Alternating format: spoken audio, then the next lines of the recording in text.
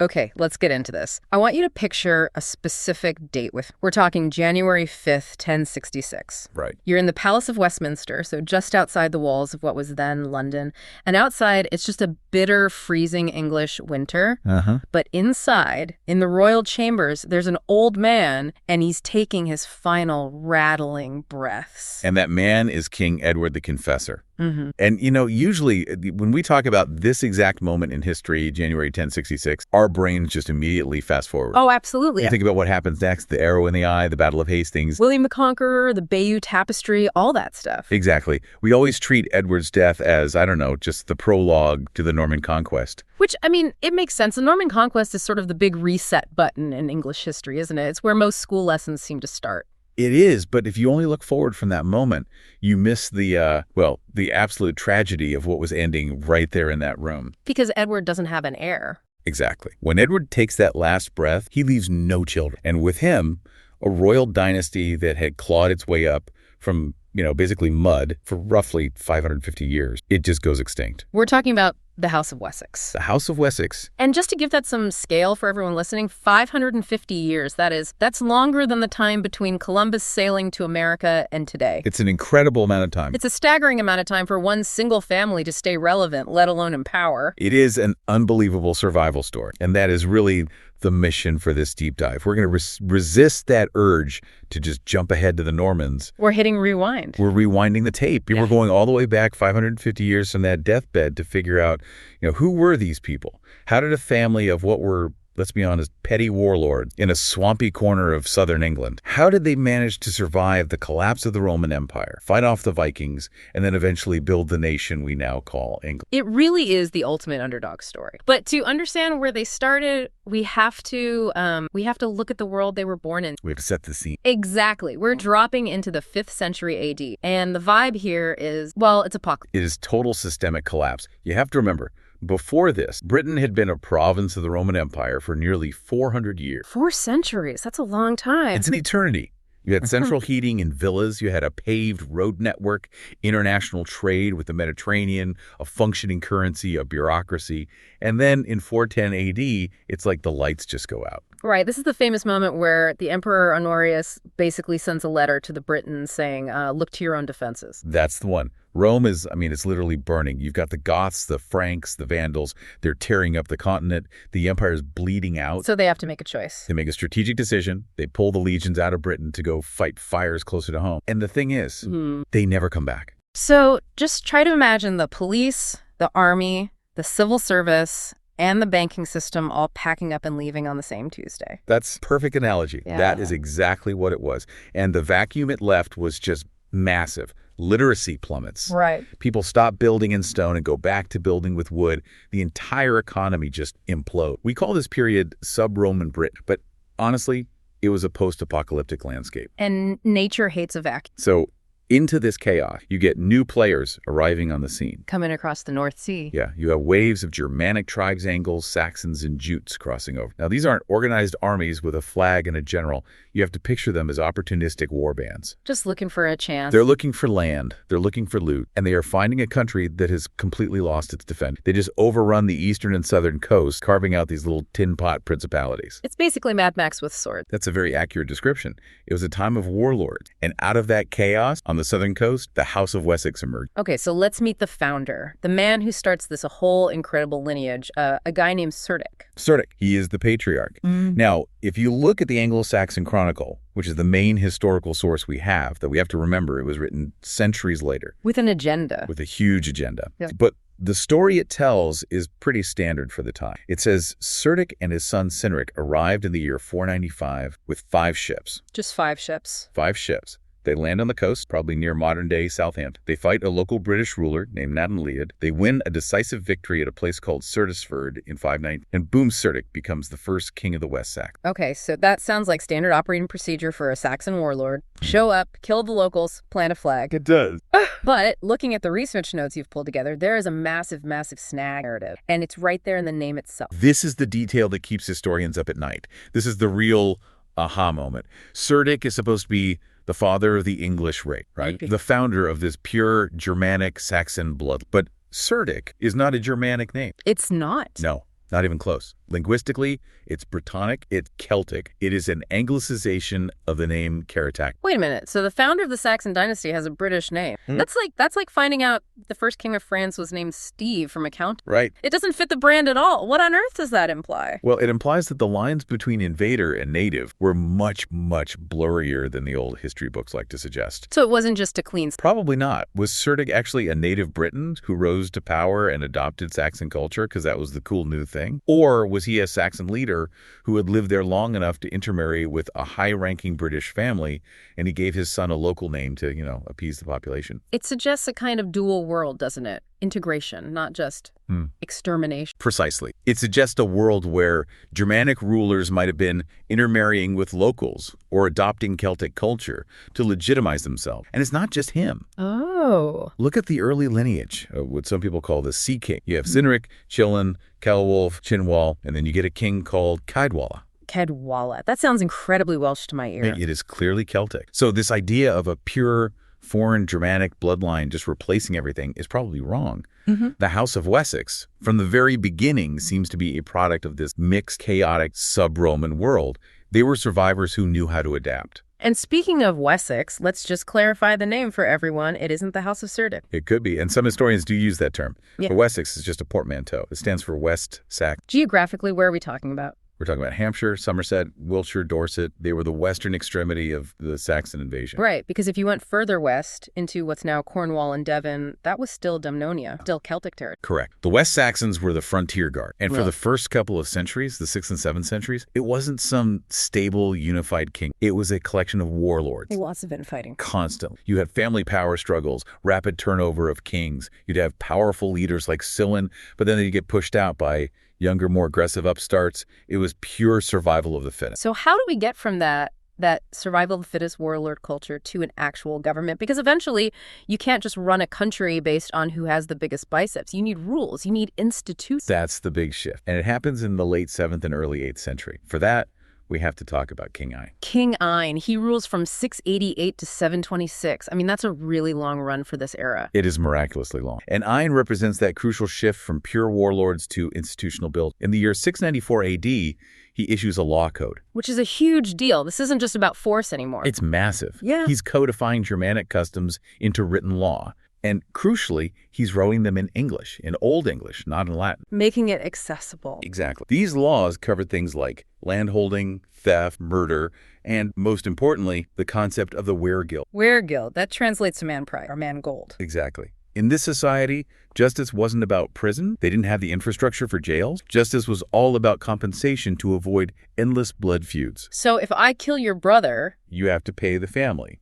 If you killed a nobleman, a thane, you owed his family 1,200 shilling. If you killed a peasant, a sherrill, you owed 200 shilling. It's basically an insurance payout for murder. In a way, yes. It sounds incredibly cold to us now, putting a literal price tag on a human life, but it was a practical way to stop the cycle of revenge and violence. So Ine's basically saying, I'm not just king because I have the big, I'm king because I am the law. Precise. It's a huge step towards legitimizing the kingdom. But we have to be really careful here. Just because Wessex was getting organized doesn't mean it was the superpower of England yet. Right. There's a common survivor bias where we look back and assume Wessex was always the top dog. Because they're the ones left standing at the end, we just assume they were always in charge. But in the 8th century, they were actually the underdogs, weren't they? Very much so. This was the era of the Heptarchy, the Seven Kingdoms. You had Wessex, Sussex, Kent, Essex, East Anglia, Northumbria, and Mercia. And in the 8th century, the big player on the scene, the absolute bully on the playground, was Mercia. The kingdom in the Midlands. The Midland. And specifically under a king called Offa of Mercia. He ruled from 757 to 796. If you were a betting person in the year 78 and you had to bet on who would unite England, you'd put your house on Mercia. You'd bet your house, your car, everything on Mercia. Offa was a dominant force. He was corresponding with Charlemagne on the continent as an equal.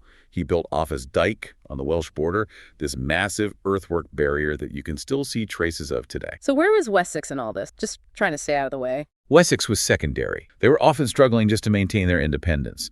There were several kings of Wessex who were forced to acknowledge Offa as their overlords. They were practically a vassal state for a while. So when does the tide finally turn? Because obviously we aren't all speaking a Mercian dialect right now. Something must have changed. The tide turns with a king named Egbert. He came to the throne in 802, and interestingly, before he was king, he'd actually been kicked out of England by Offa. Exiled. He spent years in exile in France, most likely at the court of Charlemagne himself. Well, that's a pretty good internship if you can get it. The best. I mean, he saw how a real continental empire was run. He saw centralized administration, heavy cavalry, organized mints.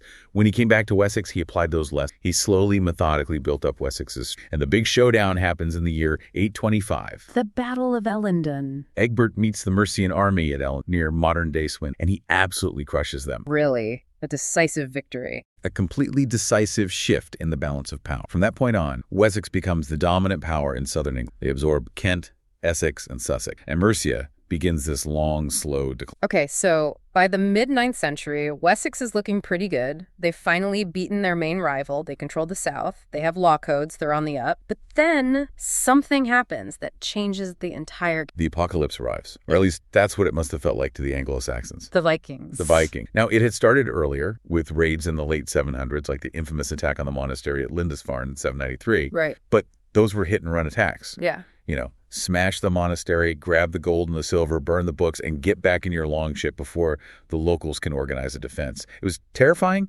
but it was sporadic. But in 865, the game completely changes. Totally. A massive fleet arrives in East Anglia. The chronicles call it the Great Heathen Army. And this was not a raiding party. This was an army of conquest, a migration. They weren't looking to go home. They wanted land. They wanted to replace the management. Exactly. And they were brutally effective. They marched into Northumbria and conquered the city of York. They conquered East Anglia and martyred its king, Edmund. They took over most of Mercia. One by one, the other Anglo-Saxon kingdoms just fell like dominoes. And this is where we have to look at a huge historical what if. Because the Great Heathen Army went north first, right? Right. And that is a massive stroke of strategic luck for Wessex. If that army had landed in Southampton and attacked Wessex immediately in 865, the House of Wessex likely would have been wiped out just like all the others. They wouldn't have stood it. No chance. But by going north first, the Vikings got bogged down. It gave Wessex time, a few crucial... Time to find a leader. And this is where we meet the most famous name in the entire lineup, Alfred the Great. The only English monarch to ever be called the Great. But his path to the throne was not guaranteed at all. In fact, it was highly unlikely.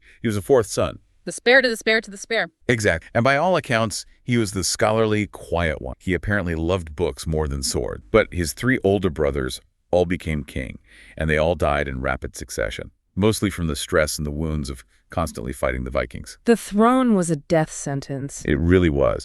So in 871, Alfred takes the throne. He's in his early 20s, and he inherits an absolute nightmare. Because the Vikings are finished with the north and the Midlands, now they're looking south at Wessex. And it goes badly for him at first. I mean, terribly, actually. Yeah. Alfred fights something like 9 major battles in his first year as king. He tries to pay them off. But in January of 878, the Danes, led by a warlord named Guthrum, launch a surprise winter attack. They just overrun Wessex completely. And Alfred is forced to run for his life. He flees into the Somerset levels, the marshes of Athelstan. And this is the absolute low. The king of Wessex is living in a swamp, hiding among the reeds, with just a handful of loyal followers. The entire kingdom. This is the moment where England, as a concept, almost ceased. It is the absolute brink of extinction. If Alfred is captured or killed there in that swamp, England as we know it simply doesn't happen. It becomes a Danish outpost. We'd all probably be speaking a dialect of Danish today. But he doesn't give up. He doesn't. From that swamp, he wages a guerrilla war. He sends out messengers to the loyal shires, and 7 weeks later, the Ruford, the local militia from the surrounding counties, rallies to him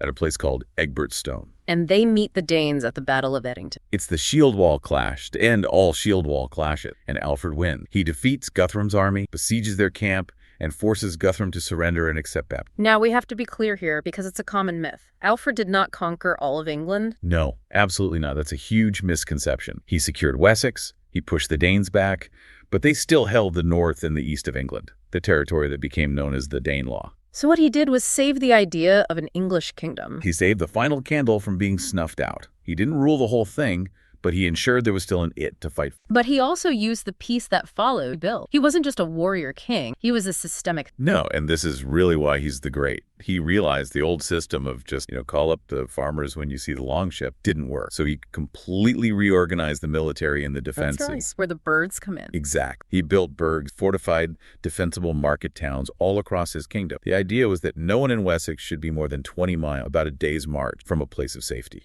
So he's militarizing the entire geography of his kingdom. He is. But he also launched an intellectual revival. He truly believed the Vikings were a punishment from God because his people had become ignorant. So he starts a literacy program. He brought in scholars from all over Europe. He personally learned Latin and then translated key texts, philosophy, history, religious works into English so that his administrators and nobles could read them. And he also, very cleverly, commissioned a biography written by a Welsh monk, Asser. Yes, Bishop Asser. And we have to read Asser's life of King Alfred with a pretty big grain of salt. Yeah.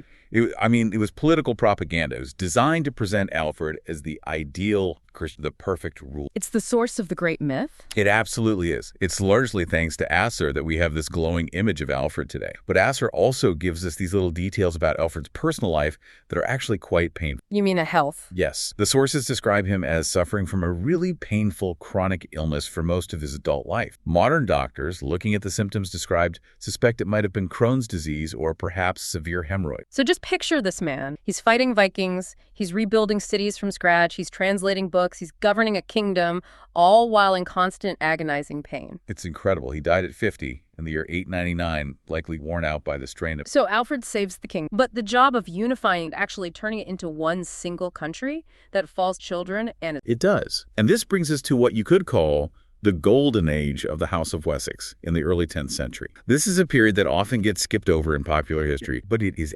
absolutely crucial. First, you have Alfred's son, Edward the Elder, who I always feel gets overlooked. He's like the middle child of English history. He totally is. But he was a militarily brilliant commander. He, along with his sister, Athelstan, who's the Lady of the Mercians, and a formidable warrior in her own right. She was an absolute badass. The two of them systematically reconquered the Danelaw. They just moved the frontier north, fortress by fortress. The key moment was the Battle of Tettenhall in 910. They absolutely crushed the Danish army of the north. And Edward had a bit of a reputation, right? The monks in Winchester apparently called him the greedy king. That's right. Yes, because he built the new minster in Winchester right next to the old minster, and he taxed the old monks really heavily to pay for it. So the church chroniclers were not fans of his fiscal policy, but he set the stage perfectly for his son, Athelstan. Okay, Athelstan. If Alfred saved the kingdom, it feels like Athelstan is the one who supered. Athelstan is, in my view, the true unifier of England. He is arguably more successful than Alfred, though much less famous. He is the first king to actually rule the whole country, from the English Channel right up to the Scots border. And he really had to fight for it. Oh, absolutely. The climax of his reign is the Battle of Brunanburh in 937. This was a massive, epic clash. Athelstan faced a grand alliance of all his enemies, the Vikings of Dublin, the King of Scots, and the King of Strathclyde. They all ganged up to try and stop Wessex's expansion. And Athelstan won. He won. Contemporaries called it the Great War. It was a bloodbath, but it secured his control over the whole of England. And the branding changed after that, right? This is where we see the shift in the royal titles. This is fascinating. You can track it in the charters, the official documents. Before this, kings signed themselves as King of the Anglo-Saxons. After Brunanburh, Athelstan starts signing his charters as Rex Totius Britannia. King of all Britain. King of all Britain. That is a bold claim. That's not just King of England, that's imperial. It is. He was making a statement. He wasn't just satisfied with ruling England. He invaded Scotland in 934 to bring them to heel. He exerted his influence over the Welsh princes, forcing them to pay him this huge annual tribute in gold, silver, and oxen. Yeah. He was positioning himself as an emperor of Britain. And he was a player on the European stage, too. A major player. He was marrying off his half-sisters to some of the most powerful kings and dukes in Germany and France. Under Athelstan, the House of Wessex wasn't just a local dynasty, it was a recognized European power. So we have reached the absolute summit. England is united, the House of Wessex is on top of the world, but gravity always kicks. It does. And the problem with any hereditary monarchy is that it relies on biology. And Athelstan had no children. The fatal flaw. When he died in 939, he was succeeded by his half-brothers Edmund and then Edred. And the instability starts to creep back in. It becomes this cycle of weakness. You get boy kings, you get short reigns, and you get a return of internal rivalries between powerful noble families. And in a warrior society like that, if the king is a child or perceived as weak, the wolves start circling. Which brings us to Ethelred. Ethelred II. He ruled from 978 to 1016, and he ascends to the throne as a child after his older brother. And he's known to history, of course, as Ethelred the Unready, which always sounds like he just wasn't packed for the trip. Laughs. It's a great nickname, but it's actually a mistranslation. The Old English nickname is Unread. Now, his name, Ethelred, means noble counsel. Unread means bad counsel or no counsel. So it was a pun. It was a very clever, very sick Anglo-Saxon burn. It meant noble counsel, the no counsel, implying he was a good man who was just getting terrible advice or was just ill-advised. But names aside, he was pretty ineffective, wasn't he? He was. The Vikings returned, and this time it was a new wave of organized professional armies from a unified Denmark, and Ethelred just couldn't handle it. Wow. His main policy was to try and pay them off with massive bribes, which just encouraged them to come back for more money. The Danegeld. The Danegeld. And then he made one decision that really stands out as a horrific, catastrophic miscalculation: the St. Brice's Day massacre in 1002. A truly dark moment in England. Ethelred had become paranoid about plots against his life from Danes living in England. So on St. Brice's Day, November 13th, he secretly ordered the killing of all the Danish men who were in England. And we have actual physical evidence of this, don't we? This isn't just a story from a chronicle. We do. In 2008, archaeologists at St. John's College in Oxford were excavating, and they discovered a mass grave, a pit containing the skeletons of dozens of young men. The DNA analysis showed they were of Scandinavian origin, and the carbon dating puts them right at this time, around the year 1000. The bones showed signs of a complete frenzy stabbing from behind, multiple wounds charring from fire. It was a pogrom. And the consequences of that were predictable. Utterly catastrophic. You don't massacre the kinsmen, and in some cases the actual relatives, of powerful Viking kings without blowback. It provoked a full-scale invasion by Sweyn Forkbeard, the king of Denmark. He didn't want bribes anymore. He wanted the throne. And this leads to the so-called Danish interlude. Sweyn takes the throne in 1013. Ethelred is forced to flee into exile, and then Sweyn's son, Canute the Great. And Canute was a remarkably effective and formidable ruler. He created this North Sea empire. He was king of England, Denmark, and Norway all at once. For about 25 years, the House of Wessex was exiled. They were completely out of the picture. But they get one last gasp, one final comeback. One brief restoration. Canute's sons die without strong heirs of their own, and the English nobility looks around for a candidate with a legitimate claim. They decide to invite Edward Ethelred's son back from his long exile in Normandy. This is Edward the Confessor, the man we met at the very beginning. The man on the deathbed. Yeah. He comes to the throne in 1042. So he restores the House of Wessex, but he brings a lot of baggage with him from France. He does. He's half Norman by birth through his mother, Emma of Normandy. He grew up in France. He speaks French. He brings his friendly friends and favorites to court, which doesn't go down well with the powerful Saxon earls.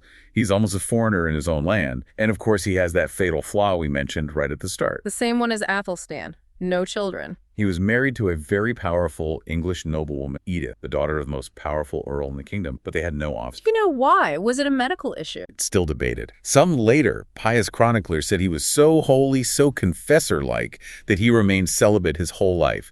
Others think it was just a biological inability. And some modern historians think he simply refused to sleep with his wife because he hated her powerful and ambitious father, Earl God. But whatever the reason, the result was the same. The end of the line. So when he died on January 5th, 1066, there was no obvious, clear-cut son to take the crown. That left a power. And we know how nature hates a vacuum. Indeed. You had three men all claiming the throne. You had Harold Godwinson, the powerful English earl. You had Harold Hardrada, the terrifying king of Norway. And you had William, the Duke of Normandy. We all know who won that three-way fight. William. At the Battle of Hastings. And with his victory, the entire Anglo-Saxon era came to a sudden, violent end. The Normans took over and they changed every language, the architecture, the law, the aristocracy. The House of Wessex was gone. It was gone. So let's just take a step back and look at the Because on one hand, you could say they lost. The Normans conquered them. Well, you have to look at what the Normans conquered. They didn't conquer a messy patchwork of warring tribes like Cerdic found 550 years earlier. They conquered a unified state. They walked into a kingdom that already had a centralized tax, a system of shires and hundreds that still forms the basis of English county. Which is why we still have Hampshire and Wiltshire and so on. Exactly. They conquered a kingdom with a single reliable currency and a growing sense of a unified English identity. That was the achievement of the House of Wessex. They built the house that the Normans just moved into. Precisely. They started as just one of many petty factions in the chaos of the 5th century. They survived the Roman collapse, they survived the Mercian supremacy, and somehow they survived the Viking apocalypse. They turned a patchwork of tribal kingdoms into the nation of England. The Normans didn't build England. They just put a new French-speaking roof on it. And here's a fun fact for you listeners to take away. Even though the direct male line ended with Edward the Confessor, the bloodline didn't entirely disappear. No, not at all. Through the marriages of daughters and other distant relations, the blood of Wessex found its way into the Scottish royal line, and from there back into the English and Norman line. Henry our Suit actually married a descendant of the House of Wessex, specifically to legitimize his rule with his Anglo-Saxon subjects. So if you trace that family tree all the way down through the centuries today, it is estimated that the current king, Charles III, is a 33rd generation direct descendant of Alfred. So in a very real genealogical way, the House of Wessex is still sitting on the throne. A very, very distant echo, but yes, the foundation they laid is still. It really makes you think about how fragile and contingent all of this. If the great heathen army had turned south in 85 instead of north, if Alfred had been caught and killed in that swamp, none of this happened. And that's the big question to leave everyone listening with, isn't it? Was the unification of England by this one family from Wessex inevitable? Was it some kind of destiny? Or was it just sheer dumb luck that they happened to be the last ones standing when all the smoke cleared? Something to chew on. That's it for this deep dive into the House of Wessex. Thanks for listening, and we'll catch you on the next one.